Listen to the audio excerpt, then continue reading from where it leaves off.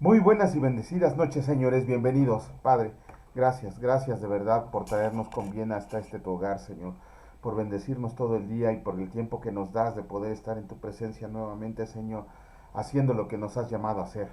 Te pedimos que hoy, Señor, comprendamos el mensaje que tienes para nosotros, que aprendamos a comportarnos diariamente como tú nos los has enseñado en tu palabra, Señor, para ser unos varones a la medida de la estatura de la plenitud de Cristo. Te alabamos y te bendecimos en el nombre de Cristo Jesús. Amén.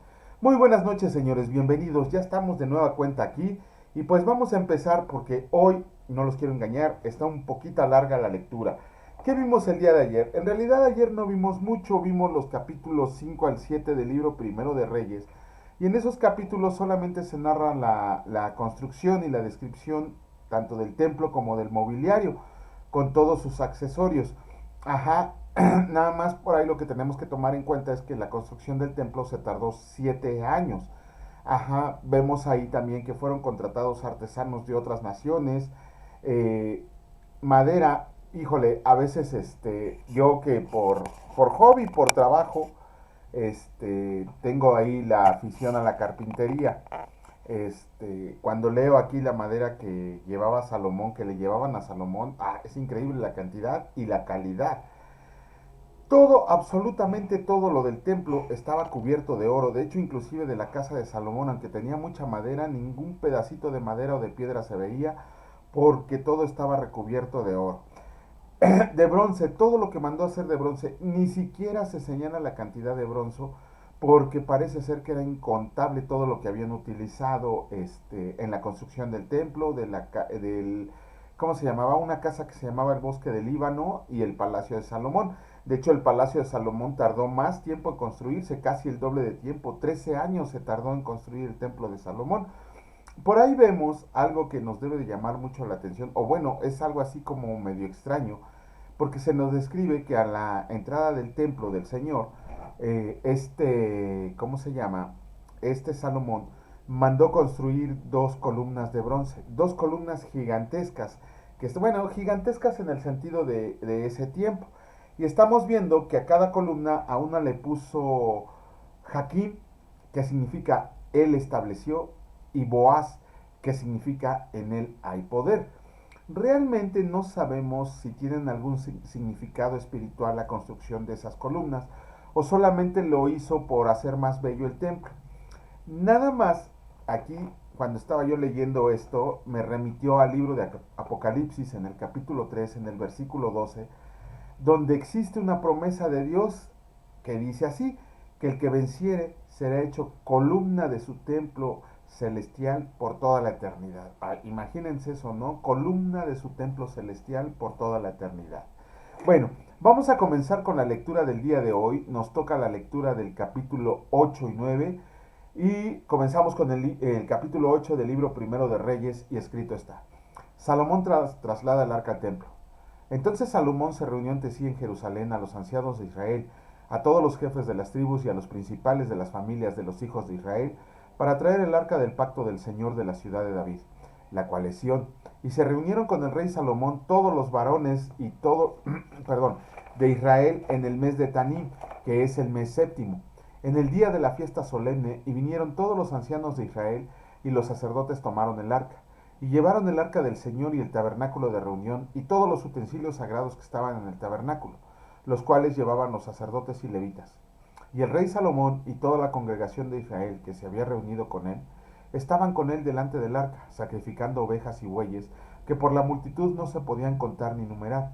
Y los sacerdotes metieron el arca del pacto del Señor en su lugar, en el santuario de la casa, en el lugar santísimo, debajo de las alas de los querubines, porque los querubines tenían extendidas las alas sobre el lugar del arca, y así cubrían los querubines el arca y sus varas por encima. Y sacaron las varas de manera que sus extremos se dejaban ver desde el lugar santo, que está delante del lugar santísimo, pero no se dejaban ver desde más afuera, y así quedaron hasta hoy. En el arca ninguna cosa había sino las dos tablas de piedra que había puesto Moisés en Horeb, donde el Señor hizo pacto con los hijos de Israel cuando salieron de la tierra de Egipto y cuando los sacerdotes salieron del santuario. La nube llenó la casa del Señor, y los sacerdotes no pudieron permanecer para ministrar por causa de la nube, porque la gloria del Señor había llenado la casa de Dios. Dedicación del templo. Entonces dijo Salomón: Señor, ha dicho que él habitaría en la oscuridad. Yo he edificado casa por morada para ti, sitio en que tú habites para siempre. Y volviendo el rey su rostro, bendijo a toda la congregación de Israel, y toda la congregación de Israel estaba de pie, y dijo: Bendito sea el Señor Dios de Israel, que habló a David mi padre lo que con su mano ha cumplido, diciendo: Desde el día que saqué de Egipto a mi pueblo Israel, no he escogido ciudad de todas las tribus de Israel para edificar casa, en la cual estuviera mi nombre, aunque escogí a David para que presidiera en mi pueblo Israel. Y David mi padre tuvo en su corazón edificar casa al nombre del Señor Dios de Israel, pero el Señor dijo a David mi padre: Cuanto a haber tenido en tu corazón edificar casa a mi nombre, bien has hecho en tener tal deseo. Pero tú no edificarás la casa, sino tu hijo que saldrá de tus lomos, él edificará casa a mi nombre.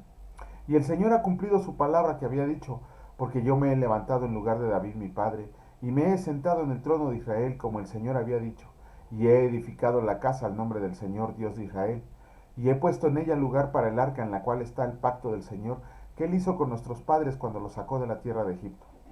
Luego se puso Salomón delante del altar del Señor en presencia de toda la congregación de Israel, y extendiendo sus manos al cielo dijo: Señor, Dios de Israel, no hay Dios como tú, ni arriba en los cielos ni abajo en la tierra, que guardas el pacto y la misericordia a tus siervos y los que andan delante de ti con todo su corazón, que has cumplido a tu siervo David mi padre lo que le prometiste. Lo dijiste con tu boca y con tu mano lo has cumplido, como sucede en este día. Ahora pues, Señor Dios de Israel, cumple a tu siervo David mi padre lo que le prometiste, diciendo: No te faltará varón delante de mí que se siente en el trono de Israel, con tal que tus hijos guarden mi camino y anden delante de mí, como tú has andado delante de mí. Ahora pues, oh Señor Dios de Israel, cúmplase la palabra que dijiste a tu siervo David mi padre. Pero, ¿es verdad que Dios morará sobre la tierra? He aquí que los cielos de los cielos no te pueden contener, cuanto menos esta casa que yo he edificado. Con todo, tú atenderás a la oración de tu siervo y a su plegaria. Oh Señor Dios mío, oyendo el clamor y la oración que tu siervo hace hoy delante de ti, que estén tus ojos abiertos de noche y de día sobre esta casa, sobre el lugar del cual has dicho: Mi nombre estará ahí, y que oigas la oración de tu siervo, que tu siervo haga en este lugar. Oye pues la oración de tu siervo y de tu pueblo Israel cuando oren en este lugar. También tú lo oirás en el lugar de tu morada, en los cielos. Escucha y perdona.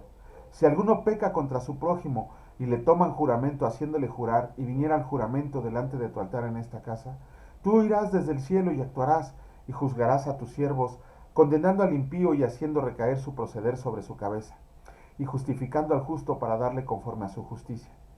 Si tu pueblo Israel fuera derrotado delante de sus enemigos por haber pecado contra ti, y se volvieran a ti y confesaran tu nombre y lloraran y te rogaran y suplicaran en esta casa, tú irás en los cielos y perdonarás el pecado de tu pueblo Israel y los volverás a la tierra que diste a sus padres. Si el cielo se cierra y no llueve, por haber ellos pecado contra ti, y te ruegan en este lugar y confiesan tu nombre y se vuelven del pecado cuando los aflijas, tú oirás en los cielos y perdonarás el pecado de tus siervos y de tu pueblo Israel, enseñándoles el buen camino en que andan, y darás lluvia sobre tu tierra, la cual diste a tu pueblo por heredad. Si en la tierra hay hambre, pestilencia, tizoncillo, añublo, langosta o pulgón, si sus enemigos la sitian en la tierra en donde habitan, cualquier plaga o enfermedad que sea, toda oración y toda súplica que hiciera cualquier hombre, o todo tu pueblo Israel, cuando cualquiera sintiera la plaga en su corazón y extendiera sus manos a esta tu casa, tú oirás en los cielos en el lugar de tu morada, y perdonarás y actuarás y darás a cada uno conforme a sus caminos, cuyo corazón tú conoces, porque solo tú conoces el corazón de todos los hijos de los hombres, para que te teman todos los días que vivan sobre la faz de la tierra que diste a nuestros ancestros. Asimismo el extranjero, que no es de tu pueblo Israel, que venga de lejanas tierras a causa de tu nombre, pues oirán de tu gran nombre, de tu mano fuerte y de tu brazo extendido, y vengan a orar a esta casa, tú oirás en los cielos en el lugar de tu morada, y harás conforme a todo aquello por lo cual el extranjero hubiera clamado a ti, para que todos los pueblos de la tierra conozcan tu nombre y te teman, como tu pueblo Israel, y entiendan que tu nombre es invocado sobre esta casa que yo edifiqué. Si tu pueblo sale en batalla contra sus enemigos por el camino que tú les mandas, y oran al Señor con el rostro hacia la ciudad que tú elegiste, y hacia la casa que yo edifiqué a tu nombre, Tú oirás en los cielos su oración y su súplica y les harás justicia. Si pecaran contra ti, porque no hay hombre que no peque, y estés airado contra ellos y los entregues delante del enemigo, para que los cautive y lleve a tierra enemiga, sea lejos o sea cerca, y ellos vuelven en sí en la tierra donde fueron cautivos, si se convierten y oran a ti en la tierra de los que los cautivaron, y digan, pecamos, hemos hecho lo malo, hemos cometido impiedad, y si se convierten a ti de todo su corazón y de toda su alma en la tierra de sus enemigos, que los hubieran llevado cautivos, y oran a ti con el rostro hacia su tierra que tú diste a sus padres, y hacia la ciudad que tú elegiste, y la casa que yo he edificado a tu nombre, tú oirás en los cielos, en el lugar de tu morada, su oración y su súplica, y les harás justicia, y perdonarás a tu pueblo que había pecado contra ti, y todas sus infracciones con que se hayan rebelado contra ti, y harás que tengan de ellos misericordia los que hubieran llevado cautivos, porque ellos son tu pueblo y tu heredad, el cual tú sacaste de Egipto de en medio del horno de hierro. Estén pues atentos tus ojos a la oración de tu siervo y a la plegaria de tu pueblo Israel, para oírlos en todo aquello por lo cual te invocan, porque tú los apartaste para ti como heredad tuya entre todos los pueblos de la tierra, como lo dijiste por medio de Moisés tu siervo, cuando sacaste a nuestros padres de Egipto, oh Señor Dios. Cuando acabó Salomón de hacer al Señor toda esta oración y súplica, se levantó de estar de rodillas delante del altar del Señor con sus manos extendidas al cielo, y puesto en pie, bendijo a toda la congregación de Israel, diciendo en voz alta, bendito sea el Señor, que ha dado paz a su pueblo Israel, conforme a todo lo que él había dicho. Ninguna palabra de todas sus promesas que expresó por Moisés su siervo ha faltado. Esté con nosotros el Señor nuestro Dios como estuvo con nuestros padres, y no nos desampare ni nos deje. Incline nuestro corazón hacia Él para que andemos en todos sus caminos y guardemos sus mandamientos y sus estatutos y sus decretos, los cuales mandó a nuestros padres. Y si estas mis palabras con que he orado delante del Señor están cerca del Señor nuestro Dios de día y de noche, para que Él proteja la causa de su siervo y de su pueblo Israel, cada cosa en su tiempo, a fin de que todos los pueblos de la tierra sepan que el Señor es Dios y que no hay otro. Sea pues perfecto su corazón para con el Señor nuestro Dios, andando en sus estatutos y guardando sus mandamientos, como en el día de hoy. Entonces el rey y todo Israel con él sacrificaron víctimas delante del Señor, y ofreció Salomón sacrificios de paz, los cuales ofreció al Señor 22,000 bueyes y 120,000 ovejas. Así se dedicaron el rey y todos los hijos de Israel la casa del Señor. Aquel mismo día santificó el rey el medio del atrio, el cual estaba delante de la casa del Señor, porque ofreció ahí los holocaustos, las ofrendas y la grosura de los sacrificios de paz, por cuanto el altar de bronce que estaba delante del Señor era pequeño, y no cabían en él los holocaustos, las ofrendas y la grosura de los sacrificios de paz. En aquel tiempo Salomón hizo fiesta, y con él todo Israel, una gran congregación, desde donde entran en Amat hasta el río de Egipto, delante del Señor nuestro Dios por 7 días, y aún por otros 7 días, esto es, por 14 días. Y al octavo día despidió al pueblo, y ellos, bendiciendo al rey, se fueron a sus moradas alegres y gozosos de corazón, por todos los beneficios que el Señor había hecho a David su siervo y a su pueblo Israel. Uno de los capítulos más largos. Vamos a comenzar con la lectura del capítulo 9 del libro primero de Reyes. Escrito está: Pacto de Dios con Salomón. Cuando Salomón hubo acabado la obra de la casa del Señor y la casa real y todo lo que Salomón quiso hacer, el Señor apareció a Salomón la segunda vez, como le había aparecido en Gabaón, y le dijo el Señor: Yo he oído tu oración y tu ruego que has hecho en mi presencia. Yo he santificado esta casa que tú has edificado, para poner mi nombre en ella para siempre, y en ella estarán mis ojos y mi corazón todos los días. Y si tú andas delante de mí como anduvo David tu padre, en integridad de corazón y en equidad, haciendo todas las cosas que yo te he mandado, y guardando mis estatutos y mis decretos, yo afirmaré el trono de tu reino sobre Israel para siempre, como hablé a David tu padre, diciendo: No faltará varón de tu descendencia en el trono de Israel.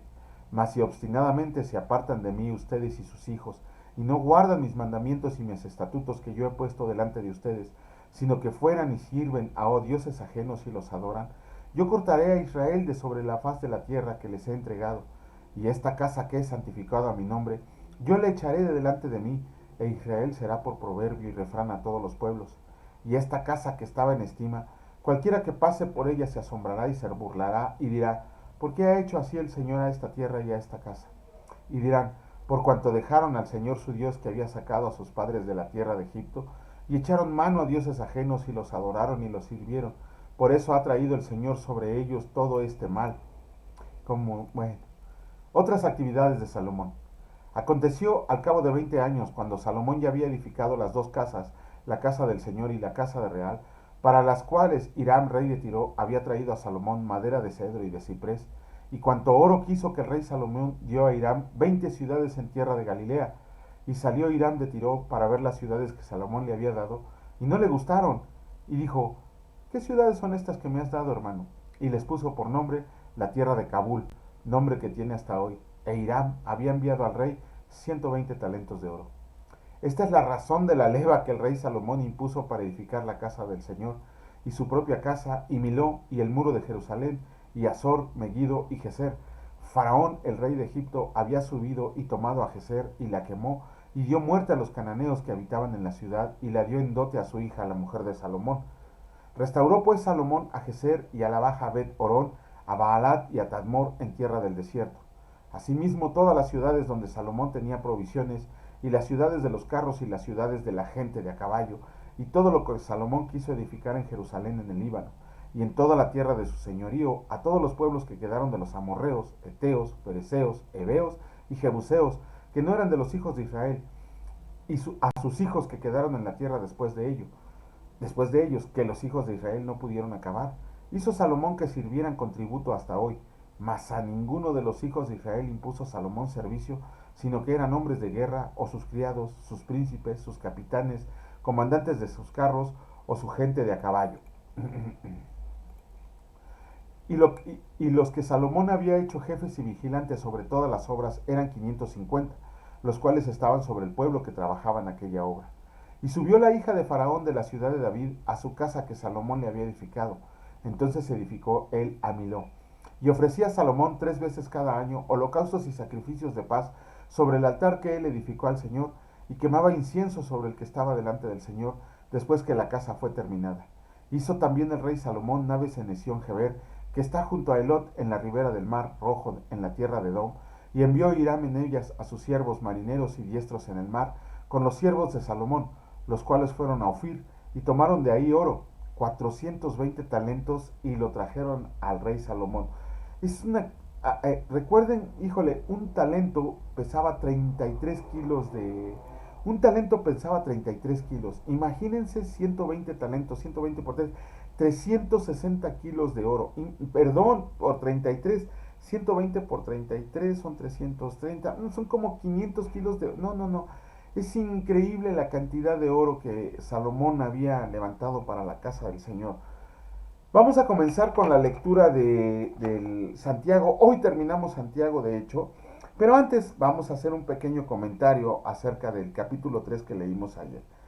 Inmediatamente Santiago empieza con una advertencia. No todos quieran ser maestros. Hijo, ¿qué pasa con eso, no? Como si hubiera candidatos. Hasta el día de hoy no he conocido a nadie que quiera ser maestro. Pero bueno, en realidad lo que Santiago nos está dando a entender es que todos no se aventaran apresuradamente a ser maestros. ¿Por qué? De los ministerios que se nombran en la palabra del Señor, muy pocos en realidad eligen o les es dado el don de maestro. No he conocido hasta el día de hoy a alguien que por él mismo haya querido ser maestro. ¿Por qué? Casi todos quieren ser pastores, casi todos quieren ser misioneros, casi todos quieren andar en esos rollos. Pero es raro, es muy raro. Hasta el día de hoy no he conocido a nadie que quiera ser maestro. ¿Por qué? Ok, les voy a dar una serie de puntos, unos poquitos puntos acerca de por qué el ministerio de maestro es, ¿por qué tiene mayor severidad? ¿Cómo van a ser juzgados con mayor severidad los que se dedican a la enseñanza de la palabra de Dios? Primero, la responsabilidad es inmensa. La responsabilidad es inmensa y el juicio contra el ministerio de la enseñanza es mucho más severa, nos los advierte Santiago. Vamos a ser juzgados con mayor severidad. ¿Por qué? Porque si nosotros diluimos los que nos dedicamos a la enseñanza o racionalizamos de más algún versículo, ni siquiera un capítulo, algún versículo de la Escritura, entonces estamos deteniendo el crecimiento espiritual de aquellos el que el Señor nos ha puesto en nuestro cuidado. Ajá. Nunca un maestro podría consentir el pecado. Quizá un pastor pudiera decirte, a ver, no lo vuelvas a hacer, vente para acá, todo esto. Un evangelista te podría decir, no lo hagas porque son cosas no agradables a Dios.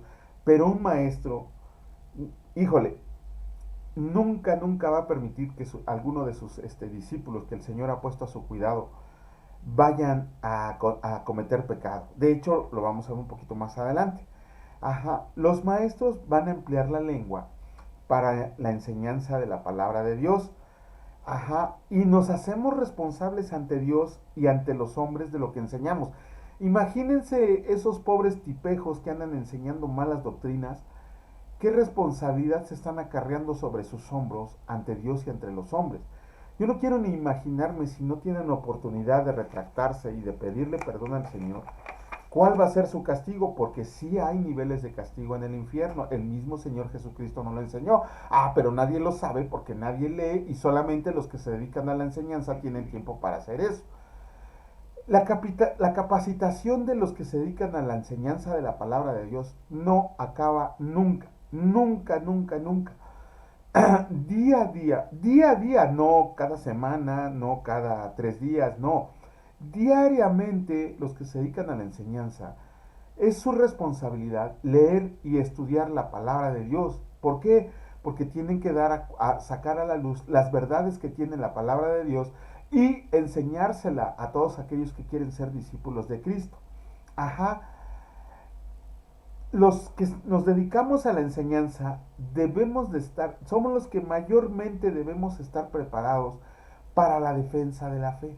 Ajá. Aquí no se vale que alguien que diga que es maestro no esté preparado para presentar defensa de la fe. Sería hasta blasfemia para él decir eso. Un pastor se puede equivocar, un maestro no se puede equivocar, tiene que dar el verdadero sentido de la palabra de Dios. Un evangelista lleva la palabra de Dios a todos los necesitados, pero el maestro la explica. Los pastores y evangelistas, ellos reciben apoyo y estímulos por parte de la congregación. Un maestro jamás va a recibir ofrendas. Un maestro verdadero jamás va a recibir ofrendas.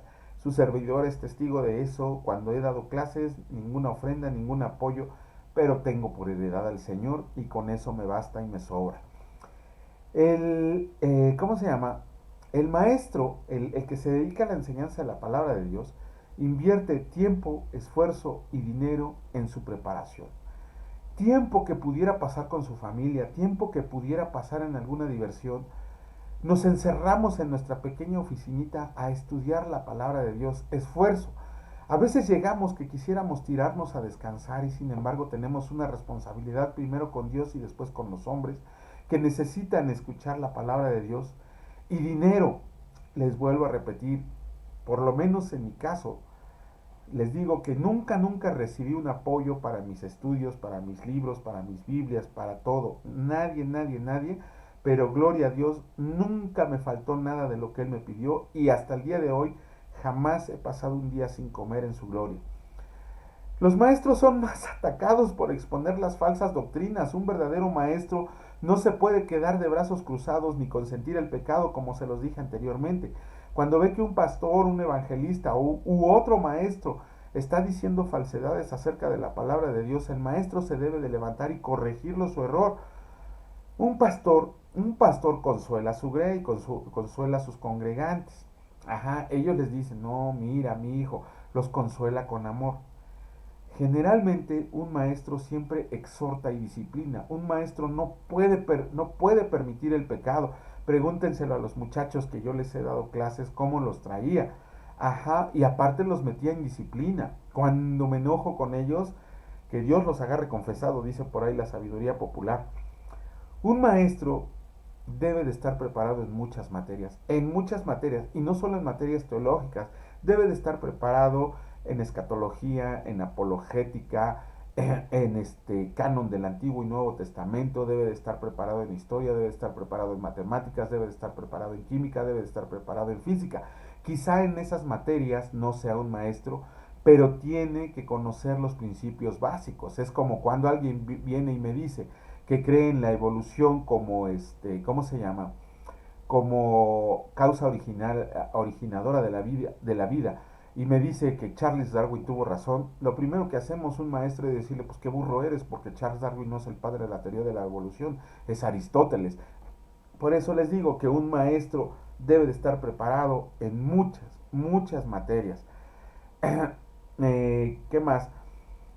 Muchos cristianos, les he dicho casi todos los cristianos, se enojan con los maestros cuando se les expone lo errado de su doctrina. Generalmente el maestro, el ministerio de la enseñanza es el que más los cristianos atacan, porque saben que cuando se ponen a platicar con un maestro les va a exponer lo errado en lo que han estado pensando o creyendo, y cuando les derrumbas el mito en el cual habían creído, lo primero que hacen es enojarse. Pero algo bueno, después de estos puntos, ojalá haya alguien que diga o que levante la mano para dedicarse al ministerio de la enseñanza. Aquí estamos nosotros con todo gusto para llevarlos de la mano a la presencia del Señor en el ministerio al cual los han llamado, y tanto virtualmente como presencialmente. En este momento nosotros estamos preparando con muchos trabajos a un muchacho, a un joven llamado Víctor. Víctor, donde quiera que estés, que Dios te bendiga, para el llamado para pastorear una congregación que tiene. Pero puedo decirles algo para todos aquellos que anhelan, ¿no? Por lo menos que el Señor los pone en el camino de la enseñanza de su palabra, que no hay nada más maravilloso y que te complemente más que dedicarte al estudio y enseñanza de la palabra de Dios. Porque entre más conoces a Dios, más le amas. Entre más conoces las verdades de la Biblia, más se modifica tu comportamiento. Entre más lees y lees la palabra de Dios, más permites que el Espíritu Santo salga a flote y que crezca ese fruto que Él nos da diariamente. Ahora, como buen maestro, les voy a hacer una exhortación. ¿Cuántos años tienen como cristianos? Ojalá los tuviera aquí presente, porque aquí tengo mi varita de corregir y de disciplinar. Y quisiera preguntarle a cada uno de ustedes cuántos años tienen como cristianos. Bueno, les voy a dar un bibliazo, como dicen por ahí. Si nosotros leemos el capítulo 5 del libro de Hebreos en el versículo 12, el autor de Hebreos está regañando a los cristianos porque les está diciendo, a estas alturas todos ya deberían de ser maestros, pero es necesario que se les vuelva a enseñar los rudimentos de la fe. Entonces, señores, ¿cómo se llama? Estaba viendo hace un rato una conferencia de Paul Washer, que regañiza le estaba poniendo a su congregación por no estudiar la palabra de Dios. Pero regañiza de aquellas. Yo mejor dije, me hago un ladito, porque ahí que les toque a los demás. Bueno, también me tocó lo mío cuando este señor, ¿cómo se llama? Un español, se me acaba de olvidar su nombre, y nos puso una regañiza a los que somos padres, que también me fue como en feria. ¿Cómo se llama? Juan Manuel Vaz. Juan Manuel Vaz también, muy recomendable él. No lo van a soportar porque a nadie le gusta que lo confronte con su pecado. También estaba viendo una predicación de él. Santo Dios. Ahora sí que nos revuelca y nos vuelve a revolcar. Vamos a comenzar con la lectura de la carta de Santiago. Como les digo, hoy terminamos porque vamos a leer los dos capítulos, el 4 y el 5. El capítulo 4 escrito está: la amistad con el mundo. ¿De dónde vienen las guerras y los pleitos entre ustedes? ¿No es de sus pasiones, las cuales combaten con sus miembros? Codician y no tienen, matan y arden de envidia, y no pueden alcanzar. Combaten y luchan, pero no tienen lo que desean, porque no piden. Piden y no reciben, porque piden mal, para gastar en sus deleites. Oh, almas adúlteras, ¿no saben que la amistad del mundo es enemistad contra Dios? Cualquiera pues que quiera ser amigo del mundo se constituye enemigo de Dios. Ay. ¿O piensan que la Escritura dice en vano, el Espíritu que Él ha hecho morar en nosotros nos anhela celosamente? Pero Él da mayor gracia. Por esto dice, Dios resiste a los soberbios y da gracia a los humildes. Sométanse pues a Dios, resistan al diablo y huirá de ustedes. Acérquense a Dios y Él se acercará a ustedes. Pecadores, limpien las manos y vosotros los de doble ánimo. Purifiquen sus corazones, aflíjanse y lamenten, y lloren. Su risa se convierta en lloro. Ay, Dios mío, y su gozo en tristeza. Humíllense delante del Señor y Él los exaltará. Ay, gracias, Señor. Juzgando al hermano. Hermanos, no murmuren los unos de los otros. El que murmura del hermano y juzga a su hermano, murmura de la ley y juzga la ley. Pero si tú juzgas a la ley, no eres hacedor de la ley, sino juez. Uno solo es el dador de la ley que puede salvar y perder. Pero tú, ¿quién eres para que juzgues al otro? No se glorien del día de mañana. Vamos ahora. Los que dicen, hoy y mañana iremos a tal ciudad y estaremos allá un año y traficaremos y ganaremos, cuando no saben lo que será mañana. Porque, ¿qué es su vida? Ciertamente es neblina que se aparece por un poco de tiempo y luego se desvanece. En el lugar de lo cual deberías decir, si el Señor quiere, viviremos y haremos esto o aquello. Pero ahora se jactan en sus soberbias. Toda jactancia semejante es mala, y el que sabe hacer lo bueno y no lo hace, le es pecado. Comenzamos con la lectura del el último capítulo de la carta de Santiago, capítulo 5, y escrito está: contra los ricos opresores. Vamos ahora, ricos, lloren y aúllen por las miserias que les vendrán. Sus riquezas están podridas y sus ropas están comidas de polilla. Su oro y su plata están enmohecidos, y su moho testificará contra ustedes y devorará del todo sus carnes como fuego. Han acumulado tesoros para los días postreros. He aquí clama el jornal de los obreros que han cosechado sus tierras, el cual por engaño no les ha sido pagado por ustedes. Y los clamores de los que habían cegado han entrado en los oídos del Señor de los ejércitos. Han vivido en deleite sobre la tierra y sido disolutos.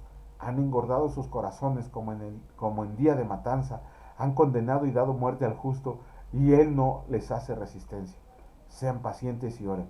Por tanto, hermanos, tengan paciencia hasta la venida del Señor. Miren cómo el labrador espera el precioso fruto de la tierra, aguardando con paciencia hasta que reciba la lluvia temprana y la tardía. Tengan también ustedes paciencia y afirmen sus corazones, porque la venida del Señor se acerca. Hermanos, no se quejen unos contra otros para que no sean condenados. He aquí el juez está delante de la puerta. Hermanos míos, tomen como ejemplo de aflicción y de paciencia a los profetas que hablaron en el nombre del Señor. He aquí, tenemos por bienaventurados a los que sufren. Han oído de la paciencia de Job y han visto el fin del Señor, que el Señor es muy misericordioso y compasivo. Pero sobre todo, hermanos míos, no juren ni por el cielo, ni por la tierra, ni por ningún otro juramento, sino que su sí sea sí y su no sea no, para que no caigan en condenación. ¿Está alguno de entre ustedes afligido? Haga oración. ¿Está alguno alegre? Cante alabanzas. ¿Está alguno enfermo entre ustedes? Llamen a los ancianos de la iglesia y oren por él, ungiéndolo con aceite en el nombre del Señor. Y la oración de fe salvará al enfermo, y el Señor lo levantará. Y si hubiera cometido pecados, le serán perdonados. Confiesen sus ofensas unos a otros y oren unos por otros para que sean sanados. La oración eficaz del justo puede mucho. Elías era hombre sujeto a pasiones semejantes a las nuestras y oró fervientemente para que no lloviera, y no llovió sobre la faz de la tierra por 3 años y 6 meses. Y otra vez oró, y el cielo dio lluvia, y la tierra produjo su fruto. Hermanos, si alguno de entre ustedes se ha extraviado de la verdad y alguno le hace volver, sepa que el que haga volver del pecado, del error de su camino, salvará de muerte un alma y cubrirá multitud de pecados. Con esto terminamos la lectura del día de hoy. Mañana, si Dios lo permite, estaremos haciendo los comentarios pertinentes. Señor, muchas gracias. Gracias te doy, Señor, de manera personal, porque el día de hoy me hablaste con todo lo que escuché y leí el día de hoy, Señor. Sé que me diste un consejo, sé que me estás disciplinando, sé que quieres, Señor, que camine en santidad como me has enseñado. Te pido perdón por todas las faltas que cometí el día de hoy, por todas las faltas que he cometido a lo largo de mi vida. Perdóname, Señor, porque sabes en mi corazón que lo que quiero es servirte. Te agradecemos todos por el tiempo que nos das, por el tiempo en que nos pones atención, por las bendiciones de las cuales nos llenas, por los alimentos recibidos, Señor, porque tu bendición y tu protección nunca se ha apartado de nosotros. Que comprendamos que cualquier situación en la que estamos pasando sea por tu buena voluntad, Señor, y que todo eso sea para tu gloria, sea para bien, sea para mal. Sabemos que para nosotros los cristianos y que hemos depositado toda nuestra fe en ti, ninguna situación es para mal, sino que es para gloria y edificación tuya. Te alabamos y te bendecimos en el precioso nombre de tu Hijo Cristo Jesús. Amén. Que Dios los bendiga, señores. Si Dios lo permite, nos vemos el día de mañana. Cuídense mucho. Hasta luego.